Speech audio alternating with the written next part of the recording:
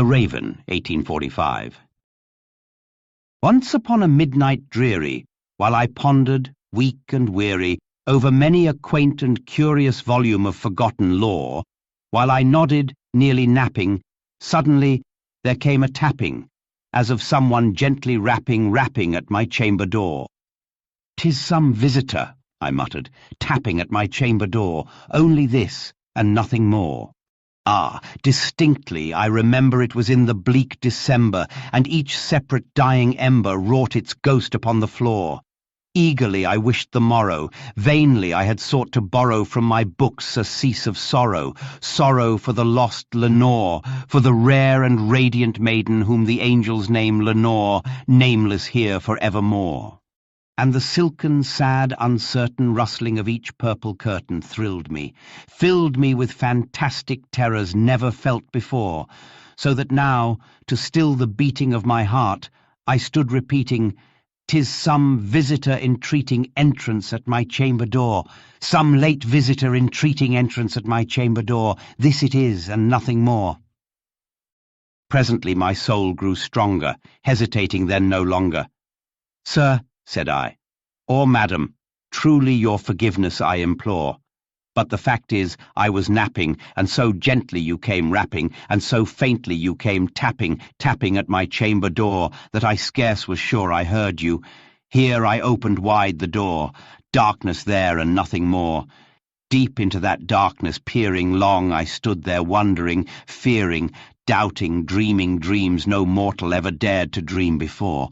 But the silence was unbroken, and the darkness gave no token, and the only word there spoken was the whispered word, Lenore.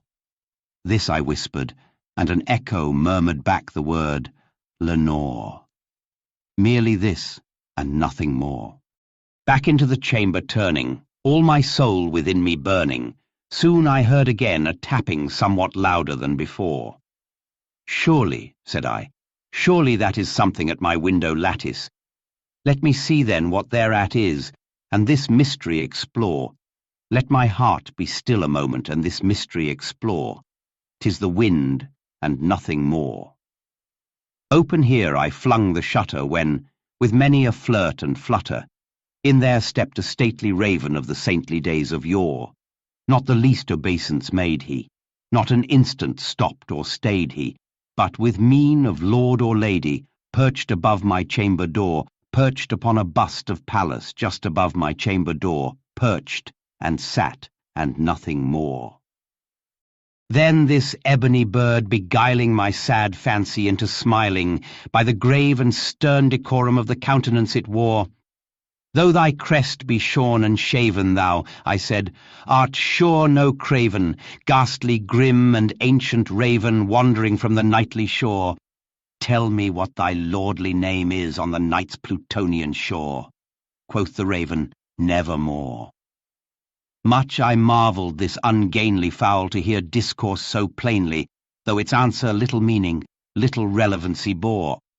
For we cannot help agreeing that no living human being ever yet was blessed with seeing bird above his chamber door, bird or beast upon the sculptured bust above his chamber door, with such name as Nevermore. But the raven, sitting lonely on the placid bust, spoke only that one word, as if his soul in that one word he did outpour. Nothing farther then he uttered, not a feather then he fluttered, till I scarcely more than muttered, "Other friends have flown before. On the morrow he will leave me, as my hopes have flown before." Then the bird said, "Nevermore." Startled at the stillness broken by reply so aptly spoken, "Doubtless," said I, "what it utters is its only stock and store, caught from some unhappy master, whom unmerciful disaster followed fast and followed faster, till his songs one burden bore, till the dirges of his hope that melancholy burden bore, of never, nevermore." But the raven still beguiling all my sad soul into smiling.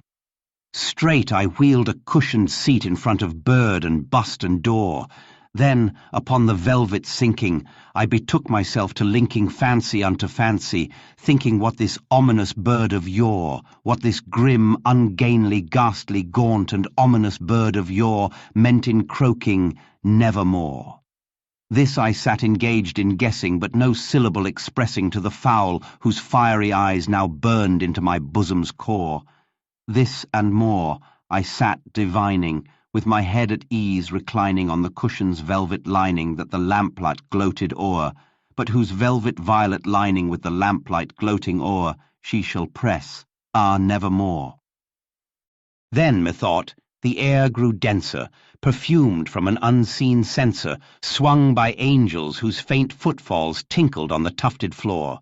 "Wretch!" I cried, "thy God hath lent thee, by these angels he hath sent thee respite, and nepenthe from thy memories of Lenore.